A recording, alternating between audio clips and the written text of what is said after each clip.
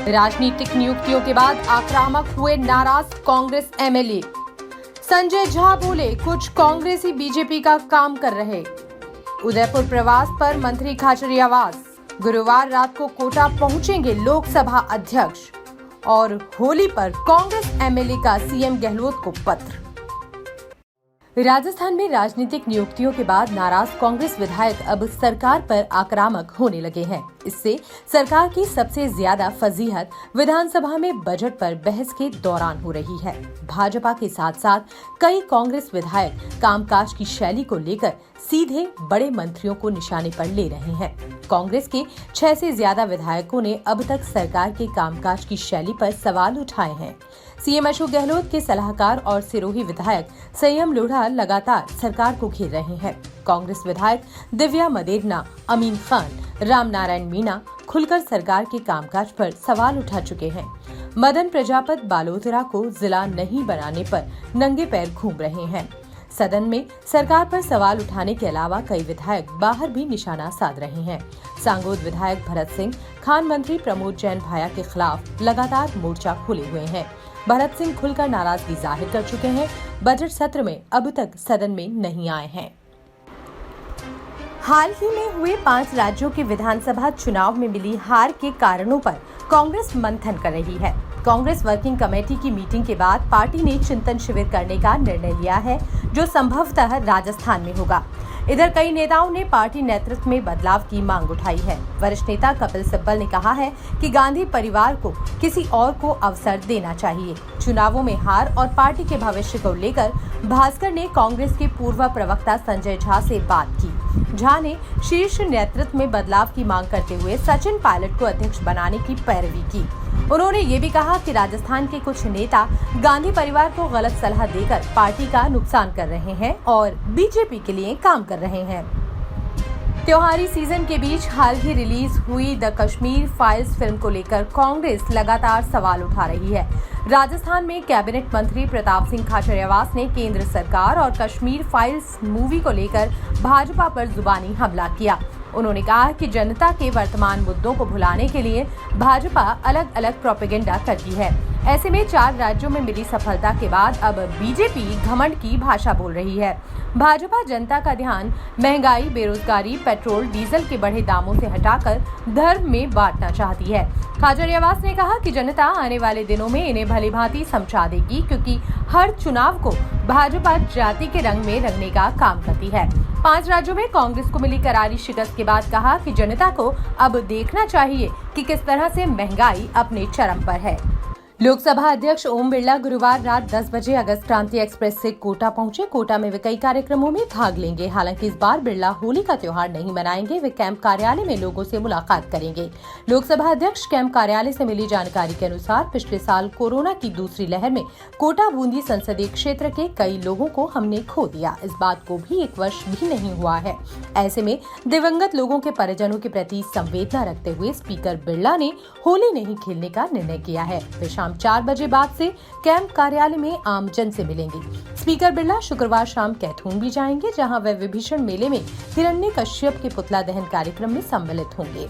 लोकसभा अध्यक्ष ओम बिरला शनिवार को भी कैंप कार्यालय में आम जन से मिलेंगे तथा रविवार शाम 6 बजे एयरपोर्ट के सामने स्थित शुभम गार्डन में अग्रवाल समाज के होली मिलन समारोह में सम्मिलित होंगे।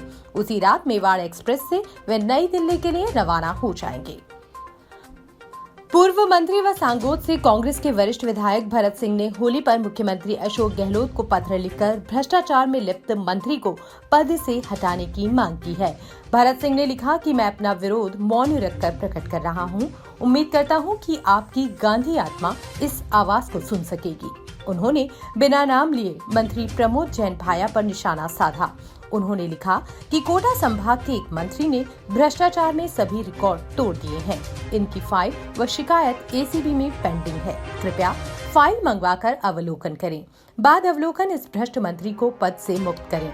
खान की झोपड़ियां को कोटा के स्थान पर 12 जिले में बनाए रखना, सीधा अवैध खनन की खुली छूट प्रदान करना है। भरत सिंह ने लिखा कि आपको इस बात की जानकारी है कि समाज में अधिकारियों व नेताओं द्वारा किए भ्रष्टाचार के खिलाफ मैं लगातार लिखता रहा हूँ। एसीबी द्वारा भ्रष्ट अधिकारियों को पकड़े जाने पर नौकरी से बर्खास्त करने की आवश्यकता है। भ्रष्ट मंत्रियों को भी पद मुक्त किया जावे। कैबिनेट की बैठक में मंत्रियों से भिड़ंत के बाद अब यूडीएच मंत्री शांति धारीवाल ने प्रदेश के बाकी शहरों के विकास का पैसा काटकर सब कुछ कोटा ले जाने के आरोपों का जवाब दिया है। शहरी विकास की अनुदान मांगों के जवाब के दौरान विधानसभा स्पीकर सीपी जोशी ने धारीवाल से कहा, कैबिनेट मंत्री प्रताप सिंह खाचरियावास कोटा के बारे में कुछ कह रहे थे। धारीवाल ने जवाब दिया, खाचरियावास कह रहे थे, लेकिन आज वो यहाँ है नहीं। यहाँ होते तो मैं उनकी भी गलतफहमी दूर कर देता। शनिवार को कैबिनेट की बैठक में धारीवाल साथी मंत्रियों से भिड़ गए थे। खाद्य मंत्री प्रताप सिंह खाचरियावास ने कहा था, धारीवाल बाकी शहरों का पैसा काटकर सब कुछ कोटा ले जा रहे हैं। एक तरफ देश डिजिटल इंडिया की ओर बढ़ रहा है, दूसरी ओर राजस्थान के उदयपुर के पास एक ऐसा इलाका भी है जो आज भी पाषाण काल में जी रहा है। उदयपुर से लगभग 125 किलोमीटर दूर कोटड़ा इलाके में अब भी ऐसे कई गांव हैं जिनका आधुनिक दुनिया से कोई वास्ता नहीं है। यहाँ न तो सड़क है, न पीने के पानी की साफ व्यवस्था। स्कूल अस्पतालों से इनका दूर दूर तक कोई वास्ता नहीं। सुविधाओं का अभाव इस कदर है कि पीने के पानी के लिए भी पहाड़ों से निकलने वाले झरनों और तालाबों पर निर्भर रहना पड़ता है। पानी की लाइन तो दूर, यहाँ हैंडपंप तक नहीं है। गांव वालों का दावा है कि यहाँ बिजली भी नहीं है, लेकिन सांसद का कहना है कि हमने यहाँ बिजली पहुँचाई है। कोरोना की तीसरी लहर पहली दोनों लहर से कम घातक थी, लेकिन अभी कोरोना पूरी तरह खत्म नहीं हुआ है। चीन के मौजूदा हालात और इजराइल में मिले नए वेरिएंट ने सरकार की चिंता फिर बढ़ा दी है। वहीं आईआईटी कानपुर के रिसर्चर्स ने भी भारत में कोरोना की चौथी लहर आने के संकेत दिए हैं। दरअसल आईआईटी कानपुर की मैट्रिव पत्रिका में हाल ही में प्रकाशित रिपोर्ट में आशंका जताई गई है कि कोरोना की चौथी लहर जून में आ सकती है। ये लहर करीब 3 से 4 महीने तक रहेगी। ये कितनी घातक होगी, इसके बारे में अभी कोई अनुमान नहीं है। भले ही हेल्थ सेक्टर से जुड़े विशेषज्ञ इस रिपोर्ट को सही नहीं मान रहे, लेकिन चीन के 11 शहरों के हालात और इजराइल में मिला नया वेरिएंट चिंता बढ़ाने वाला है। शाबान की 15वीं रात यानी शबे बारात है। इस मुबारक रात को खुदा से जो भी दुआएं मांगी जाती हैं वो पूरी होती हैं। मजहबी जानकारों के मुताबिक मुसलमान रात भर जागकर अल्लाह की इबादत करते हैं और दुआएं करते हैं। मजहबे इस्लाम में इस रात को हिसाब किताब वाली रात और बेहद पाक बताया गया है। इस बार राजधानी में मस्जिदों को खास तौर पर सजावट और रोशनी का इंतजाम किया गया। लोग अपने बुजुर्गों की कब्रों पर फातिहा पढ़ने भी कब्रिस्तानों का रुख करते नजर आए। शबे कद्र की रात को हिसाब किताब की रात भी कहा जाता है। मुस्लिम समुदाय के लिए ये विशेष बरकतों और रहमतों वाली रात है। इस मुबारक मौके पर मुसलमान रात भर जागकर खुदा की इबादत करते हैं, विशेष नमाजें भी अदा करते हैं। शबे कद्र के मौके पर शहर की सभी मस्जिदों में इबादतें की गई। मजहबी जानकारों के अनुसार शबे बारात या शबे कद्र के मौके पर खुदा अपने बंदों पर खास रहमतें और बरकतें करते हैं और अपने बंदों की दुआओं को कबूल करते हैं। इस दिन राजधानी जयपुर में मस्जिदों को सजाया गया। होली पर्व पर लोग जहां होली का त्योहार सादगी से मना रहे थे, वहीं कुछ बदमाशों ने शहर में उत्पात भी मचाया। शहर में कानून व्यवस्था बनाए रखने के लिए शहर में जगह जगह पुलिस बल मौजूद रहा। उसके बाद भी बदमाश बेखौफ होकर बाइकों पर घूमते रहे। न्यू जवाहर नगर में आधा दर्जन बाइक पर आए करीब 10-12 युवकों ने महिलाओं से छेड़छाड़ की, उनका विरोध किया तो पथराव कर दिया। हुड़दंगी युवकों ने घरों के बाहर खड़ी हुई गाड़ियों के कांच पत्थर मारकर तोड़ दिए। होली का चौक निवासी विनोद जांगीर ने बताया कि जब वे लोग अपने घर के बाहर चौक में धुलंडी का पर्व परिजनों, मोहल्ले वासियों तथा दोस्तों के साथ डीजे पर नाच गाकर मना रहे थे, तभी 10 से अधिक 18 से 20 साल के युवकों का झुंड मोटरसाइकिल एवं स्कूटी पर बैठकर वहां से निकला तथा नाच गा रही महिलाओं से छेड़खानी करने लगा। जब इन युवकों को रोका गया तो इन्होंने पत्थर फेंकने शुरू कर दिए तथा भागने लगे।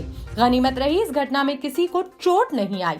न्यू जवाहर नगर निवासी योगेश जोशी ने बताया कि वे घर के अंदर थे, पर हल्ला सुनकर बाहर आए तो उन्होंने कई युवकों को मोटरसाइकिल एवं स्कूटी पर हुड़दंग मचाकर तेज गति से जाते हुए देखा, जिनके हाथों में पत्थर थे। इन्हीं में से एक युवक ने उनके घर के बाहर खड़ी हुई कार की पीछे का कांच पत्थर मारकर तोड़ दिया और भाग गए। उन्होंने बताया, जब उन्होंने और जानकारी प्राप्त की तो कुछ आगे जाकर इन हुड़दंगी युवकों ने 3 गाड़ियों के कांच और तोड़ दिए और भाग गए। उन्होंने बताया कि सारे घटनाक्रम की रिपोर्ट उन्होंने वार्ड पार्षद सुदर्शन गौतम के साथ जाकर जवाहर नगर थाने में रिपोर्ट दी।